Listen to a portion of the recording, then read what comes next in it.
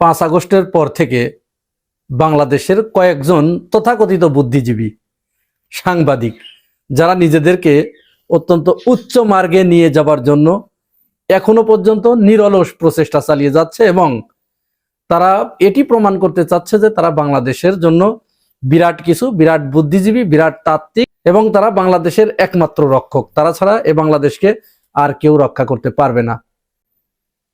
চলছিল ভালোভাবেই, কিন্তু হঠাৎই এই লোকগুলোর মুখোশ জনগণের সামনে, মানুষের সামনে উন্মুক্ত হয়ে গেল এবং কিছুদিন পূর্বেও বাংলাদেশের জনগণ যাদেরকে বন্ধু ভাবত, এই 2-3 দিন আগ থেকে তাদেরকে শত্রু জ্ঞান করা শুরু করেছে। সেই বিষয়টি আমি আসব। তার আগে আমরা আর একটা বিষয়ে একটু ছোট্ট করে আলোচনা করি, আসেন একটু জানার চেষ্টা করি যে আজকে উসমান হাদির যে জানাজা অনুষ্ঠিত হলো সংসদ ভবনের দক্ষিণ প্লাজায়, সেখানে আমি উপস্থিত হয়েছিলাম। আমার জীবনে বহু জানাজায় অংশগ্রহণ করেছি। এত বড় জানাজা এবং এত বড় মানুষের উপস্থিতি, এত হিউজ পরিমাণ মানুষের সমাগম আমার জীবনে আজ পর্যন্ত চোখে পড়েনি এবং অনেকের সাথে কথা বলার চেষ্টা করেছি। তারাও আমাকে এটি নিশ্চিত করেছে যে তারাও তাদের জীবনে এত বড় জানাজা দেখে নাই বা এত মানুষের সমাগম হয় নাই। তো সব মিলে অনুমান করা যায় যে মিনিমাম 20 লক্ষ লোকের জমায়েত সেখানে হয়েছিল বা তারও বেশি। জানাজার এত বড় একটা গ্যাদারিংকে ডেইলি স্টার রিপোর্ট করলো হান্ড্রেডস অফ পিপল। তো এই যে জনসমাগম, এই জনসমাগম ঠেকানোর জন্য, এখানে যাতে মানুষের উপস্থিতি বৃদ্ধি না পায়, এইটা ঠেকানোর জন্য গতকাল থেকে সাংবাদিক নামধারী কয়েকজন ব্যক্তিকে, বিশেষ করে একজন ব্যক্তি, আপনারা সবাই তাকে জানেন, উত্তরপাড়ায় তিনি কিছুটা আনাগোনা আছে তার, এই ব্যক্তি হেন কোনো কাজ নাই যা করে নেই, বারবার পোস্টের উপরে পোস্ট তিনি পোস্ট দিচ্ছেন আর আশঙ্কা প্রকাশ করছেন যে জানাজার নামাজের আড়ালে সারা দেশ থেকে লোকজন ডেকে এনে এখানে একটা গ্যাদারিং সৃষ্টি করার পাঁয়তারা চলছে, বিশৃঙ্খলা সৃষ্টির পাঁয়তারা চলছে, তারা বিপ্লবী সরকার গঠন করবে ইত্যাদি ইত্যাদি। তাদের মনের ভিতরে ভয়টা আসলে অন্য জায়গায় ছিল। এইটা স্রেফ একটা নোংরামি, নোংরামি ছাড়া অন্য কিছুই নয়।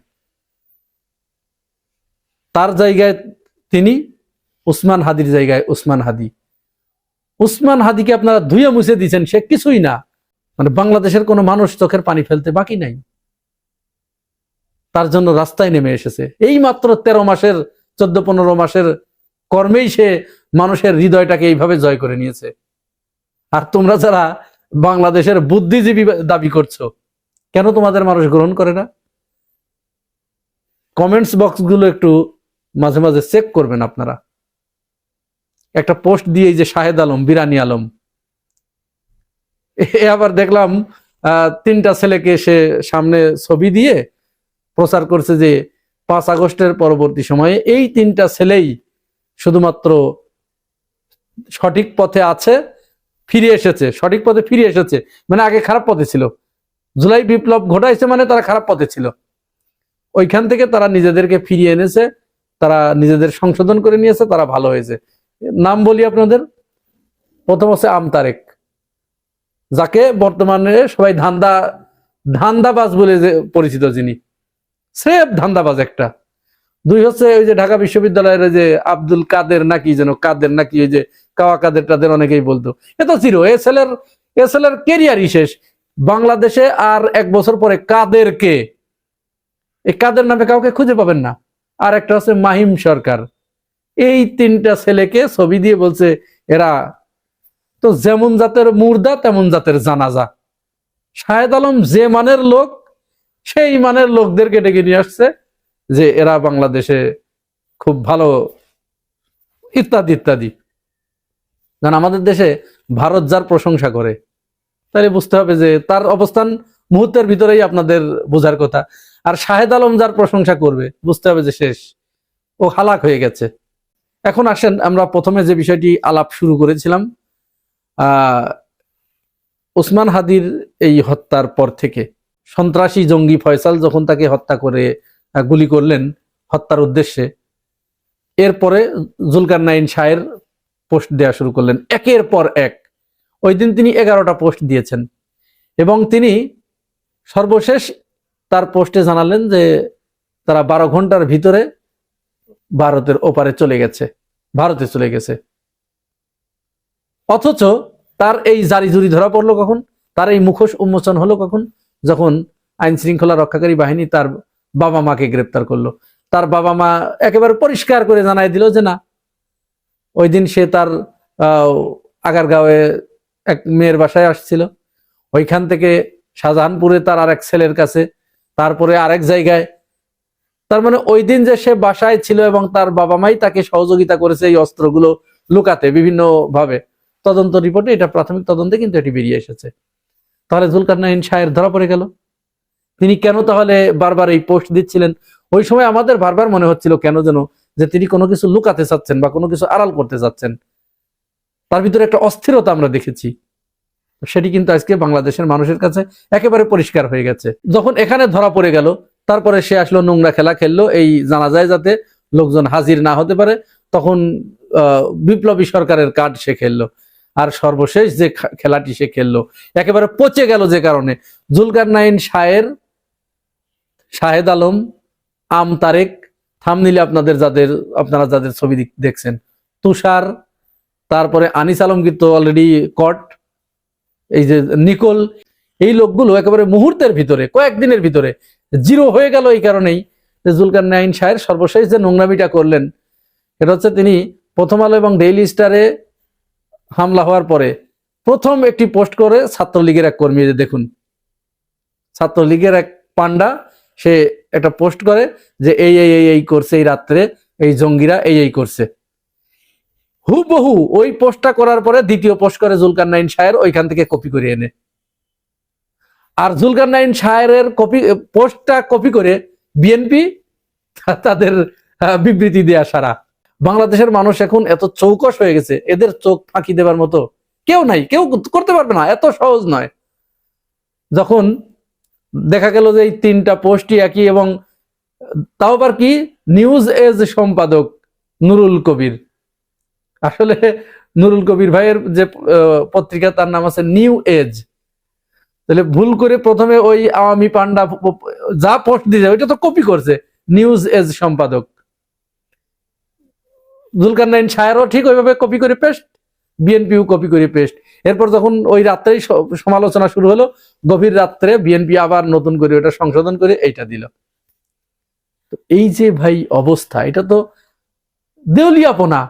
এটা কোন ধরনের দেউলিয়াপনা? এরপর সালাউদ্দিন আম্মার, সে রাকসুর যিনি জিএস, তিনি বললেন রাজশাহীতে কোনো হামলা প্রথম আলো এবং ভারতীয় দূতাবাসে হয় নাই, এটা তারা মিথ্যাচার করেছে, এই মিথ্যাচারের জন্য তাদের ক্ষমা চাইতে হবে। এই হলো অবস্থা। নোংরামিটা কোন পর্যায়ে চলে গেছে এবং কাদের পারপাস কারা সার্ভ করছে, এবার চিন্তা করুন। মুহূর্তের ভিতরে, মানে একটার সাথে আর একটা লাগানো।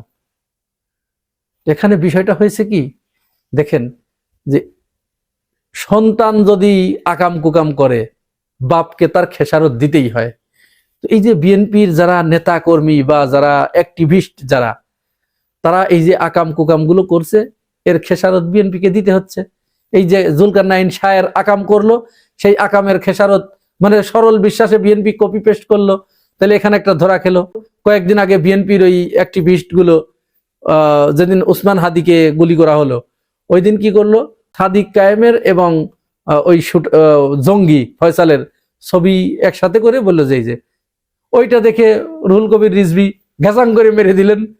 মারার পরে তিনি যে পরিস্থিতির শিকার হলেন, পরে ওই পরিস্থিতির শিকার হয়ে তাকে ক্ষমা চাইতে হলো। এর আগেও সিরাজগঞ্জে জামাতের এক নেতা, তিনি নাকি বললেন যে আওয়ামী লীগের পলাতক নেতাদের স্ত্রীরা জামাতের জন্য হালাল, এই কথা বলেছে জামাতের সিরাজগঞ্জ জেলা সেক্রেটারি। বললেন কে, বিএনপির জাহাঙ্গীরনগর বিশ্ববিদ্যালয়ের একজন শিক্ষিকা নাহারিন আলম খান, সে এসে এক টক শোতে মেরে দিলেন, সেই এআই প্রোডাক্ট মেরে দিলেন। পরে যখন মামলা খেলেন তখন বলেন আমি নারী, আমি নারী, আমি নারী বলেই আমার প্রতি এরকম। তাহলে এই ধরনের আকাম কুকাম বিএনপির নেতাকর্মীরা যত করবে, মানে কর্মীরা অ্যাক্টিভিস্টরা যত এই ধরনের আকাম করবে, সেই আকামের উপর বেসিস করে যখন এই বুড়োগুলো বিবৃতি দেবে, পরে ওই যে ক্ষমা চাইতে হবে, উপায় নাই তো, ক্ষমা চাইতে হবে। সুতরাং সর্বশেষ কথা যে এই লোকগুলোর চেহারা আপনারা মনে রাখেন, দেখে রাখেন।